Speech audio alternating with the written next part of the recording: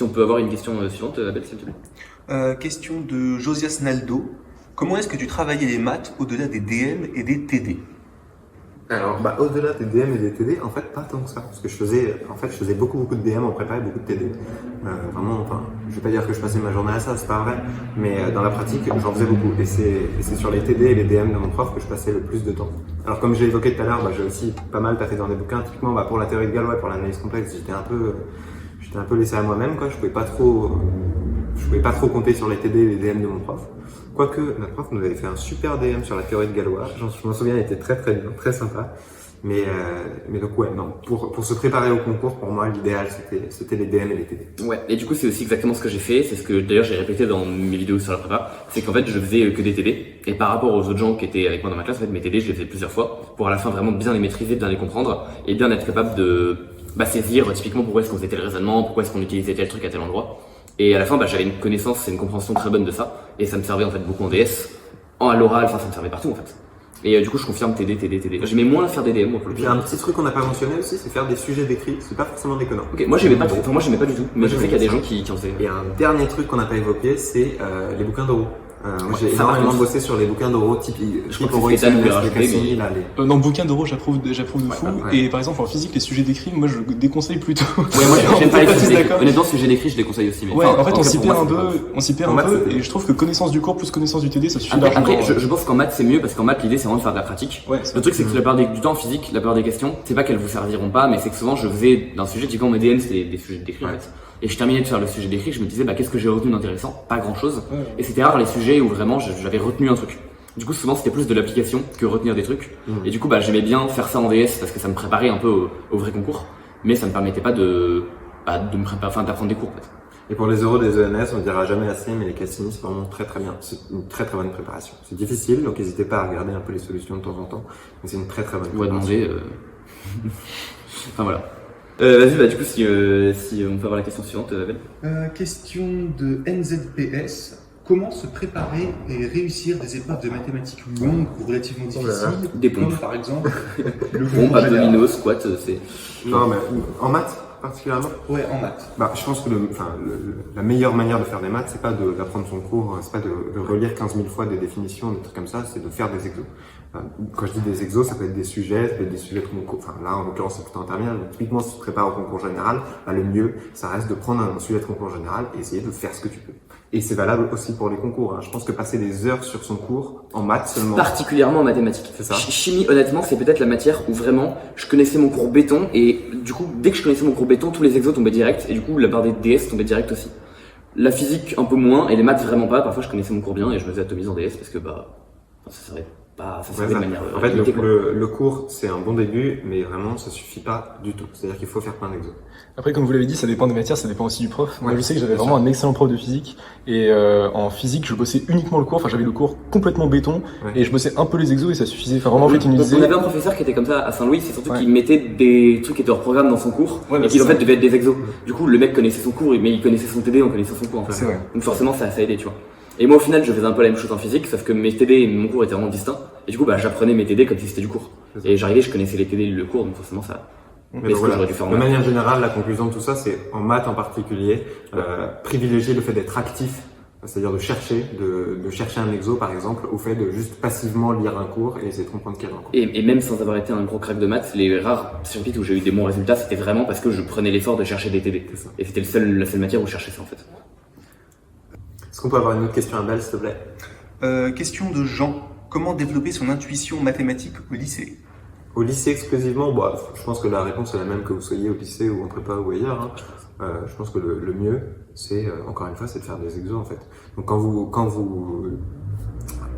comprenez un nouveau concept, quand vous étudiez un nouveau concept que vous avez jamais vu avant, l'idéal, je pense que c'est de traiter des petits exemples à la main, des petits exemples simples. Et progressivement avancer vers des exemples plus compliqués, puis traiter des exos, etc. Et le mieux, ça reste de pas rester passif face à ça. Et je dirais juste un tout petit truc, parce que du coup, ça vaut pour les maths, je pense que ça vaut aussi pour la physique et pour la chimie. Faire des exos, c'est bien, mais je trouve que c'est bien simplement faire gratter du papier, ça sert pas à grand chose. Ouais. Et je trouve que ce qui est vraiment cool, c'est à la fois du coup de chercher, ça surtout en maths, mais aussi de retenir ce que vous faites en termes de méthode, d'essayer d'analyser, de retenir des tips, d'essayer aussi d'analyser pourquoi est-ce que cette fois-là, telle astuce a été vraiment utile, d'essayer de comprendre ce genre de choses. Parce que du coup, savoir qu'il y a une astuce pour tel truc par cœur, c'est bien, mais c'est de comprendre pourquoi est-ce que l'astuce, ça le servait vraiment, parce qu'il y a toujours des raisons. Ça vous permet de pouvoir appliquer les trucs dans d'autres cas, en fait, et à la fin d'être autonome. Et un truc que les gens font pas beaucoup aussi, mais que je pense qu'il faut faire, c'est faire des dessins. En fait, ça paraît bête, mais de manière surtout générale, en maths. En physique aussi d'ailleurs, parce qu'en physique, raisonner sur les dessins, quand c'est vous essentiel. comprenez pas un truc, essayez de faire des petits dessins sur des cas simples, par exemple. Ouais. Et encore plus du coup en maths, où typiquement, je sais qu'en termes d'analyse de R dans R, honnêtement, j'arrive à faire des dessins, je m'en sors. Maintenant, je sais qu'il y a plein de trucs des maths où je suis complètement lâché parce que je me représente rien en fait. Et du coup, je m'en sors pas. Donc je valide les dessins, c'est... Là, typiquement, vous avez un joli exemple de tableau avec plein de petits dessins. Voilà, ça c'est sans doute un tableau de chercheur, je trouve. Mais on spoil un futur papier. il y a plein de dessins et de manière générale, les gens font des maths comme ça. En physique, pareil. Chimie, pareil, c'est que des dessins chinois. Voilà, dessins exceptionnels. Si on peut avoir une question suivante, Abel, s'il te plaît. Question de top level. Que faire comme orientation ou comme parcours si on veut se dédier uniquement aux mathématiques? En vrai, peut-être limite, je me demande si la fac c'est pas peut-être mieux que la prépa en vrai, limite pour ça. Bah, ça dépend. En fait, ça dépend. Si vous voulez faire une prépa et que vous voulez vous dédier aux maths, MP Info. Ouais, l'objectif, ça devrait être une école normale, dans l'idéal. Alors, je dis pas que c'est une fatalité, que c'est une nécessité, mais et encore une fois, les écoles normales, il y en a plusieurs. Il ne faut pas focus uniquement une. Il y a 4 ENS auxquelles vous avez accès depuis la filière LP. Donc il y a une, mais il y a aussi Lyon, Rennes, Saclay et Rennes, qui sont des excellentes écoles.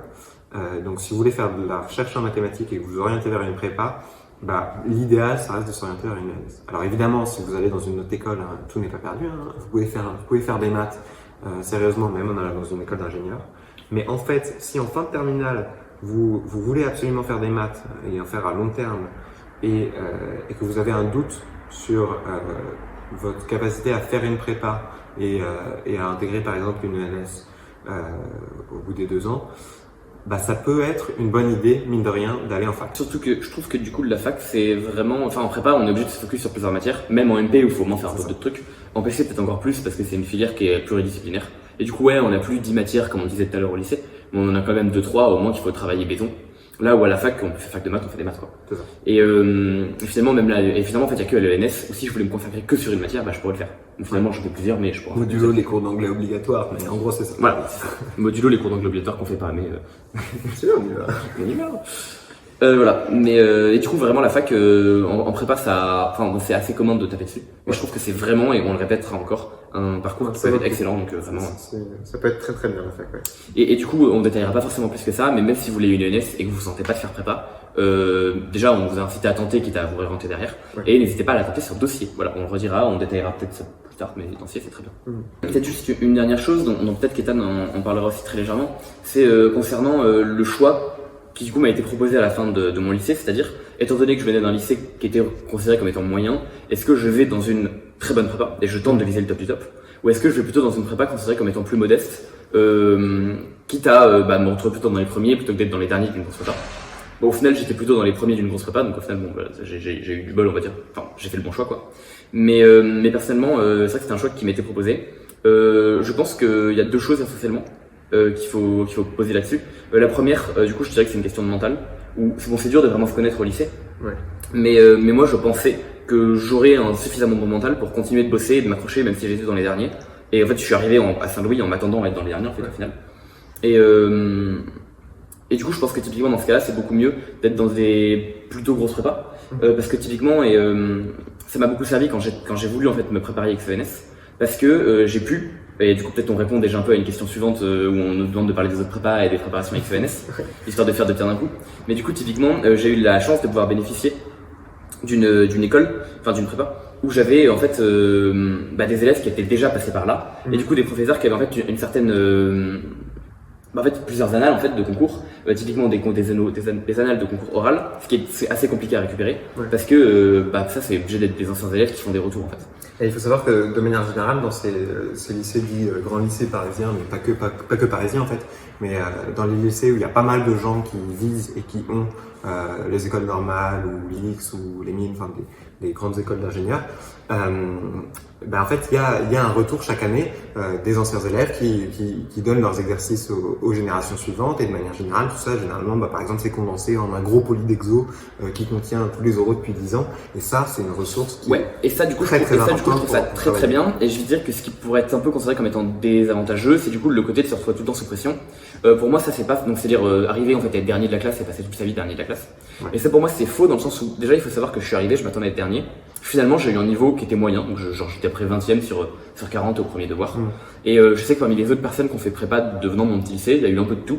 Un mec qui a commencé genre 5e, 4e, moi qui ai commencé dans le milieu, un mec qui a commencé en bas. Et pour autant, la différence s'est assez vite effacée, et ça m'a pas empêché moi de venir remonter. Le mec qui avait commencé haut de baisser un petit peu. Donc voilà, ça n'a pas empêché de réhomogénéiser les choses, donc vraiment je trouve que... Et en fait, moi, en fait, ça s'est fait en 4-5 mois, moi déjà, j'avais commencé à monter, l'autre avait commencé à baisser, donc enfin voilà. Et après, ouais, donc du coup, il y avait ça. Et du coup, peut-être, ouais, le truc dont vous voulez parler. Ouais, non, juste un truc, c'est que je voulais dire que le niveau que vous avez en terminale, vu le niveau que vous avez en terminale, c'est assez dur de savoir comment vous allez vous en sortir en prépa a priori. Et c'est pour ça que je suis plutôt d'accord avec lui quand il disait que ça valait le coup de tenter la prépa. C'est que si jamais ça marche, c'est trop bien, et du coup, let's go. Et si jamais ça marche pas, je veux vraiment insister là-dessus, c'est que c'est pas grave. Enfin, c'est-à-dire que j'ai eu 2 potes. La fac, notamment. c'est bien, voilà. Faut le dire, la fac, c'est vraiment. La fac, c'est cool, et pas que l'IUT. Enfin, j'ai un pote en question qui a fait 6 mois de prépa, qui au bout de 6 mois, enfin même pas 6 mois, parce qu'en fait c'était genre vers janvier, quoi. En gros, il a craqué, il en pouvait plus, enfin il a détesté ça. Et il a arrêté ça, il est parti en IUT, en l'occurrence c'était à l'IUT d'Orsay. Il a fait un IUT mesure physique, et franchement il faisait de la très très chouette physique, hein. C'est très très sympa, beaucoup plus expérimental, mais en même temps il s'était pas du tout nul en théorie, enfin vraiment il faisait des trucs très cool. Et franchement je trouve que du coup ça vaut le coup de tenter, et si jamais ça rate c'est vraiment pas grave. Donc, et actuellement ils s'en foutent d'avoir raté 6 mois, quoi. Et puis si vous avez du bol ou si vous avez le profil qu'il faut, quoi, ça sera très bien. Et au pire, vous pourrez rebondir vraiment comme il faut. Question suivante, Abel. Question de Danny77 qui est en PCSI et qui hésite entre la psy et la PC. Alors ça c'est une question à laquelle on peut peut-être laisser répondre Ethan un peu. Pour la psy, ouais. Pour la PC pour le coup c'est Louis, mais au niveau de la psy, moi ce que je voudrais dire, concernant la psy, c'est que moi à la base je voulais absolument faire une MP, sauf que manque de peau, j'ai pas été pris dans une MPSI, donc je suis parti en PCSI, j'ai dû faire psy, et je me suis dit bon allez vas-y on va subir un peu la SI pendant cette année de psy, etc. Et franchement déjà la SI a une part très très très mineure dans la psy, donc si jamais vous aimez pas ça, faut pas avoir peur. Et la chimie a une part très très mineure dans les PC, regardez les concours, regardez les oraux, regardez les coefficients. En termes d'heures, non, mais en termes de la chimie est dans la barre littéraire pour l'écrit et il n'y a pas d'oral de chimie. Donc vraiment la PC c'est pas non plus... Voilà. Donc et la part de physique en psy est vraiment hyper importante.